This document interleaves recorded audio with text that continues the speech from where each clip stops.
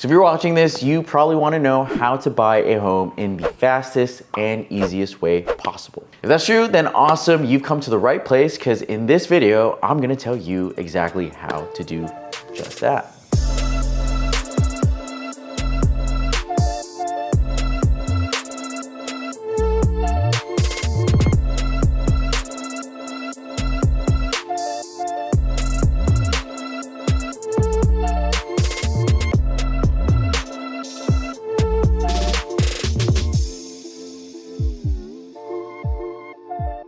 Buying a home is actually a lot easier and a lot simpler than most people and the average person thinks. It's actually so easy that it takes only 7 simple steps, which I'll explain in this video. If you're new to this channel, what's up? My name is Jeremy Mateo, and I'm a real estate broker and investor here in Hawaii. I own my own real estate brokerage. In fact, in the last 5 years, I've helped dozens of people buy their first home. Guess what? It was so fast and easy that most people could not believe how easy and streamlined the process is if you follow these 7 steps. So if you're watching this video and you'd like to buy a home, or you want to know how the process works, feel free to email me at info@jeremymateo.com. I can definitely help you get started right away. All right, now let's begin. So step 1 is find a real estate agent.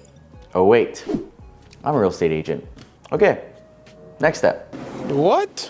Bro, what are you talking about, man? Okay, I'm just kidding. But in all seriousness, the first thing you really want to do is find a good real estate agent. Someone that you know and trust. If you don't know anyone, then maybe ask your colleagues, your family. Ask them if they know a realtor that they recommend that they've actually used before. If you live here on Oahu, then you should have no problem finding a real estate agent, because everyone and their mom is a realtor. And like, I'm serious about that, because like my mom is literally a realtor. So once you find a realtor, you probably will do something with them, which is like a buyer consultation or something. This is what I do with my clients anyway. I like to meet with them either in person or in Zoom. It's like a 20-30 minute buyer consultation. This is where I like to educate them about the real estate market and how the conditions are. I like to educate them on how a real estate transaction works. And most importantly, I like to find out what their wants and needs are in a home that they're trying to buy. And that's pretty much step 1. After that, it is time for step 2. Step 2 is get pre-approved for a home loan. This is the next step in the process. Not going on showings, not going open houses, it's getting pre-approved. Pro tip, if you don't know any loan officers, just ask your realtor, because if you have a good and experienced realtor, they should know at least 3 lenders at the top of their head. For me, I know tons of loan officers here in Hawaii. Would I recommend them all? No. But I know 3 at the top of my head that I've worked with before, and most of the time I'm gonna recommend my go-to loan officer. And from there, if my client likes them, then they'll get started with the pre-approval process right away. You might ask, oh, Jeremy, what makes a great loan officer? What makes a great loan officer is kind of the same things that makes a great real estate agent. They respond fast, they work hard, they're honest, and they get the job done. And that's pretty much it. I know, the bar is pretty low, yeah.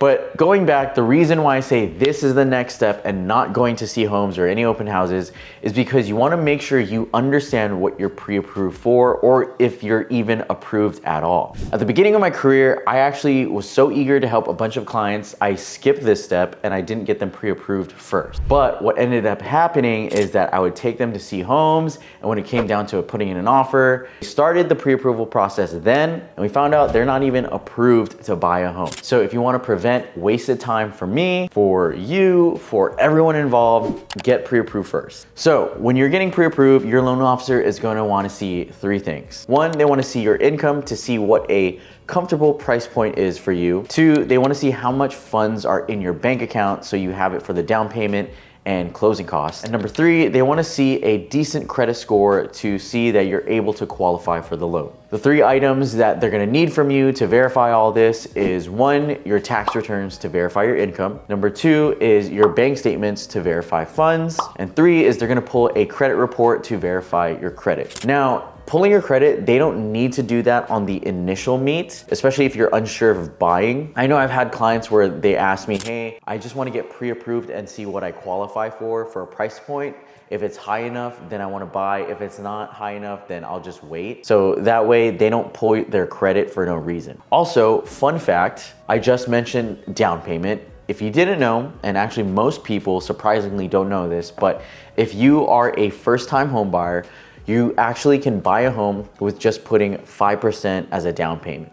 And if you're using an FHA loan, you could actually put 3.5% as a down payment. You really don't need a 20% down payment to buy a home if you're a first-time home buyer. Are there pros and cons to having a 5% down payment versus a 20% down payment?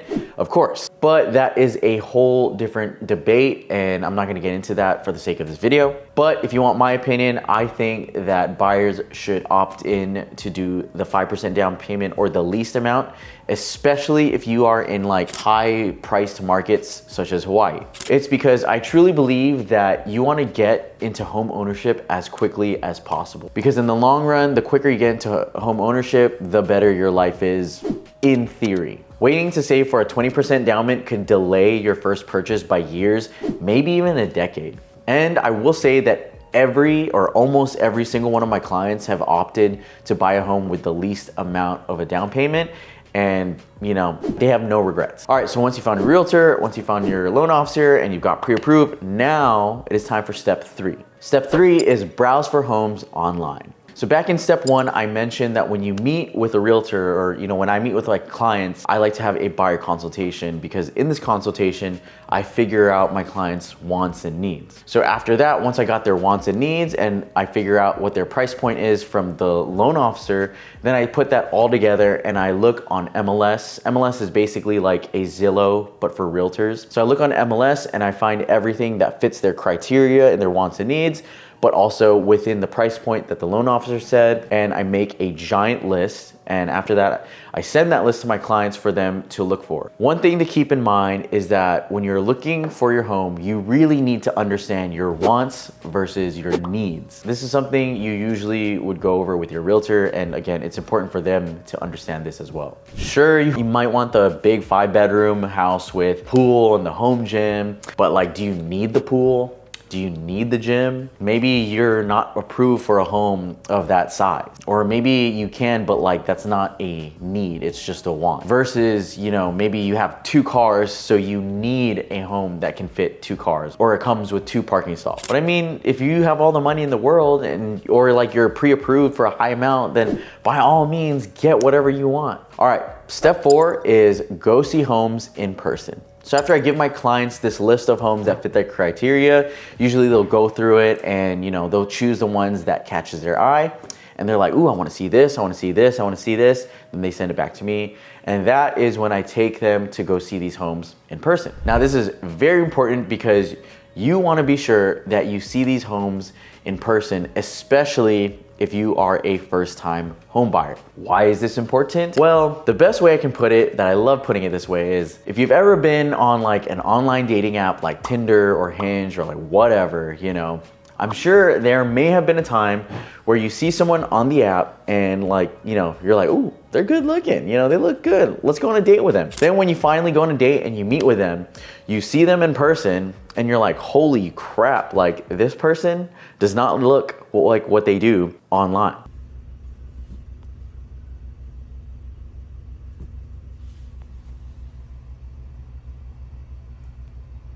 And guess what? You've been catfished. That same concept goes with real estate listings online. You got to keep in mind that the realtors of the sellers, they're doing their best job to make that listing look amazing. So they can stage it or they could edit the pictures. That way they can attract all the buyers and get whoever's looking online. Another thing is, not only do you want to see the home in person, you want to go see how the street is and even how the neighborhood is. The home could look good online and even in person, but what if there's a cemetery across the street? Or what if there's like a crack house next door? Or maybe like, what if there's like a noisy school that's nearby? There's so many things and so many variables that could come up that you won't know unless you were to go see it in person. Are there exceptions to this rule? Of course. There's no law that says you can't buy a home without seeing it in person, aka buying sight unseen. I've actually helped a few clients purchase real estate sight unseen, but I will say most of them, however, bought real estate before and they understand the risks and they know the process. Another example is when I help my military clients. Usually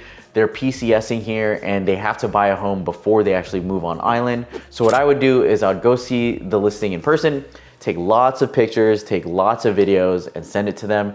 That way they can actually see how the home is in its natural form rather than seeing it online with like heavily edited pictures. So if you're a first-time home buyer, I highly encourage you to go see homes in person before you buy. You know what's another thing that I highly encourage? Subscribing to my YouTube channel if you haven't already. Yep, definitely highly recommend that if you want to buy real estate. Also, while you're at it, you might as well go to the bottom of this video and press the like button.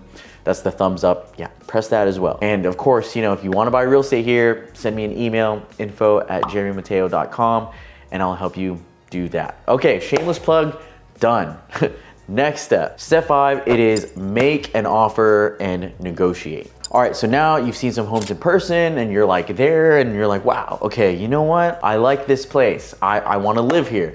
Let's submit an offer. Now it is time for the realtor. It is my time to shine and do what I'm best at, and that's negotiate and get you the home. Now with this, depending on how you negotiate and submit an offer, you just need to understand the situation. What do I mean by that? Well, obviously we want to get you the best deal as possible and buy this property for as low as you can. As a realtor, of course, I definitely want to do that for you. However, it really just depends on the situation. If this home just hit the market and we know that there are multiple offers and we're competing, I don't think that it's a good idea to offer lower than the asking price. In fact, if you tell me you really want this house, I will ask you, how bad do you want this house? And if you're like, Jeremy, I really want this house bad, then guess what? I'm gonna suggest that we offer over asking, we do strong terms, we come in hard so that you win and we accomplish the goal of you getting this house. But obviously making sure that you can still comfortably afford the price. If, however, in the situation,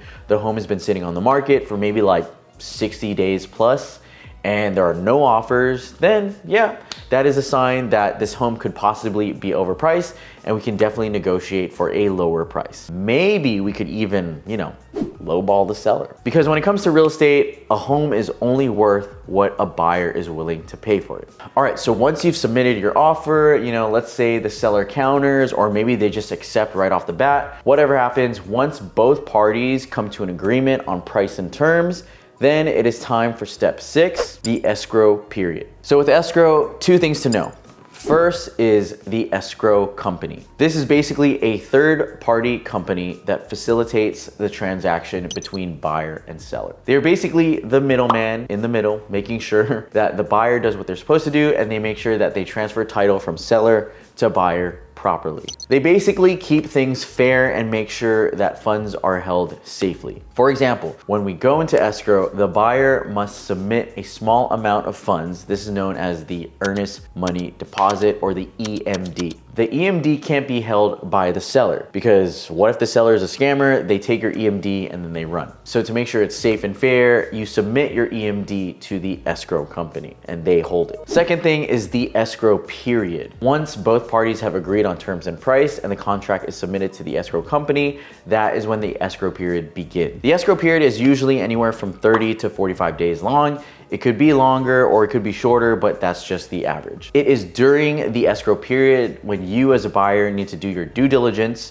aka your research about the property, to make sure that you are buying this home and you know what you're buying into. But you might ask, Jeremy, I never bought a home before. I don't know what to look for. I don't know what I'm doing. That's okay. If you have a great realtor like me, they're gonna guide you through the escrow process and help you with your due diligence. So usually what I do for my clients is that I make sure that I schedule and hire the home inspector for the home inspections to see if anything's wrong, hire the termite inspector, and also answer any questions or research anything about the property that you might have regarding concerns. These are all basically contingencies, which basically means that if you do an inspection and your due diligence and you find something you don't like about the property, you have the ability to back out of this deal as long as you cancel within a certain time frame, and you can still get back your EMD. The most common contingency is usually the home inspection. In my experience, my clients and I would hire a home inspector, and usually one of the following 3 things happen. If you do a home inspection and you find something wrong, we can, 1, ask the seller to lower the price. 2, we can ask the seller to fix the problems we found or give you, the buyer, some funds, aka credits at closing so you can fix these problems. Or 3, if for some reason buyer and seller come to an agreement, then the buyer can back out and get their EMD back. But let's say everything goes well with due diligence, the home is completely fine, or maybe you found some things wrong here and there and the seller was able to work with your requests. Now it is time for the last step, which is the best step, and that is step 7, close and move in. Congratulations, you have officially closed on your home after the 30 to 45 day escrow period, and you are now officially a homeowner. And yes, believe it or not, most transactions are really that fast. Most transactions usually take from 30 to 45 days from open of escrow to close of escrow. Now that you've moved in, I strongly recommend that you throw a big housewarming party and you invite all of your friends and family and flex on them and let them know that you're the big dog, that you're him or you're her or whatever, that you're officially a home owner. And hopefully, if they're good friends and family, they'll get you some really sweet, awesome housewarming gifts. And who knows, maybe you have a cool realtor and they'll get you a nice gift, like what I do. In the past, I've gotten my clients, like sound speaker systems, designer gifts like Louis Vuitton wallets, whatever, barbecue grills, even like 65-inch flat screen TVs. Yep, that's me, and that's for my clients. If you wanna give me a call, or shoot me an email, Well, there you guys have it. That was the whole video. I hope you liked it. I hope you learned from it. And that is exactly, what I kind of like teach all of my clients, what the process is from start to finish of buying a home. If you haven't yet, go ahead and subscribe to my channel, follow me on Instagram. And if you have any questions, write it in the comments or email me, and I always love helping people buy and sell real estate. And yeah, if you made it this far, thank you again for making it to the end and watching this video. I'll see you on the next one. Peace.